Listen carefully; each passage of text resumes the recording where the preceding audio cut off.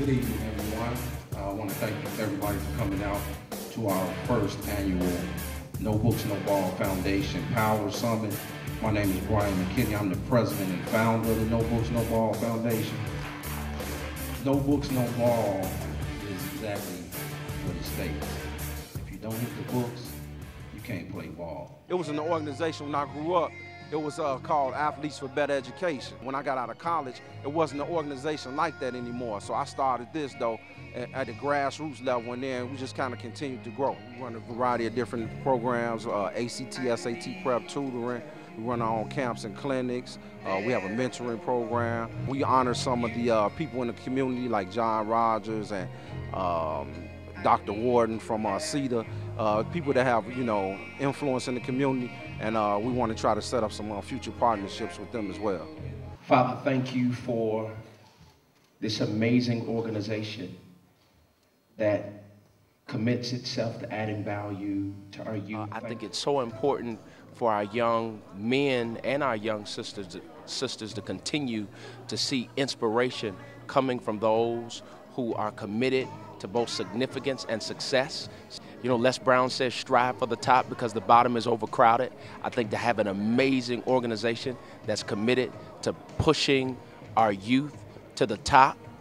So my message is to keep pushing our youth to the top. I'm elated to be a part of the great work that's going on. Derrick Rose, I was a little down after that shot he missed.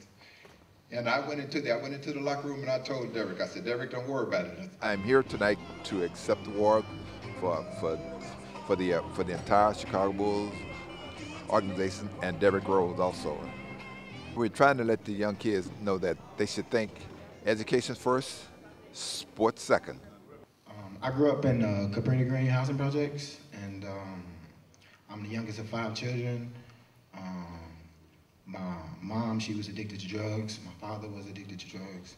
My older brothers was drug dealers and stuff like that.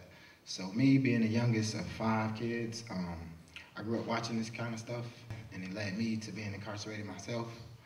And I was playing at the Robert R. McCormick Boys and Girls Club on the north side of Chicago, and that's where I met Brian McKinney. He had a NJC AA college book that he had, and he just started calling schools. And from there, I went to Troy State University in Alabama. Now, I'm currently a professional basketball player in Italy. No Books, No Ball Foundation, it would instill in me the academics besides basketball, In high school, I was a 1.6 GPA. College, I graduated with a 3.0 GPA. And the No Books, No Ball Foundation drilled in me that without school, I can't play. And I love to play basketball, so I made sure I took care of my schoolwork. The South Shore Drill Team celebrates over 30 years of serving Chicago's youth, and its focus remains on education. All members are required to be students in good standing, and their grades are closely monitored. Please welcome the 211 Winter Guard International A-Class champions, the South Shore Drill Team. Well, this is right. I gotta find her. This is right. I gotta see her. Travel all across the world just to meet her. Get on the flight. I gotta see her. Travel all across the world just to meet her. Travel to LA. The No Books, No Balls Foundation has played an important part in the total education of my students at Senn High School. They've encouraged our students through after-school programs to participate in their programs, which of course involves studying, improving their GPAs, and of course extending their knowledge and their playing skills, improving their playing skills so that they can get scholarships to colleges and further their education. One of our students started with us from 7th grade, and he was there with us for 6 years. While in the 7th grades, of course, this is still elementary, he was a little immature, and one of us was one more of our more frivolous type students. He liked to play around a lot, wasn't into doing his books and studying. But by the time he was a senior, he had matured to the point where the No Balls Foundation helped him acquire a college scholarship. They've done a fantastic job of working with our students and helping them go on to college. Thank you very much. I'm here because they asked me to say some words. They asked me to talk about my journey. Asked me to talk about some of the challenges that I've overcome personally and professionally. And I was hoping that I might be able to inspire some of the kids that are part of the foundation, as well as some of the people who are supporters of the foundation, let them know how important it is what they're doing. Because I found myself in Hollywood when I really didn't have a lot of connections or relationships initially, and I had to kind of forge my own track.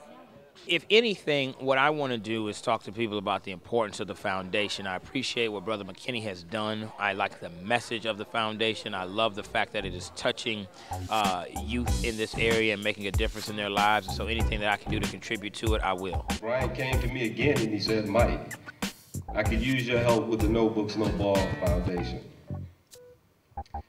What Brian doesn't understand is that what he did for me is that he offered me a second opportunity. The message that I would give to the young people is you have to have the academics before the athletics. That's what we preach through No Books, No Ball. The slogan says it all. The name and the foundation says it all. You have athletes and kids who are dreaming of becoming professional athletes, but just look at the statistics of it all. The athletes who have gone through their careers and then you see them on the front page where the money is lost. Now trace that back to where did it come from and why did it start? And just about every one of those stories goes back to a deficiency in their academic progress along with their athletic progress. So what we try to do is make sure that we emphasize that both have to elevate together. You can't have one without the other. One is absolutely dependent on the other. There's a little bit of business that we like to take care of. Now, as you all know, programs such as No Books, No Ball cost to run. What we're trying to convey to adults and people who want to contribute to No Books, No Ball is that we're a grassroots organization. We need that help. We look forward to that help. You can go to make donations, you can go to www.causifyd.com. That's www.causifid.com. We have a mobile giving campaign that will last until the end of June. We're going to be hitting it hard on Facebook, on Twitter, on emails, any way that we can get through to you through social networking, we're going to do that to make sure that you're able to contribute based on what we displayed here tonight.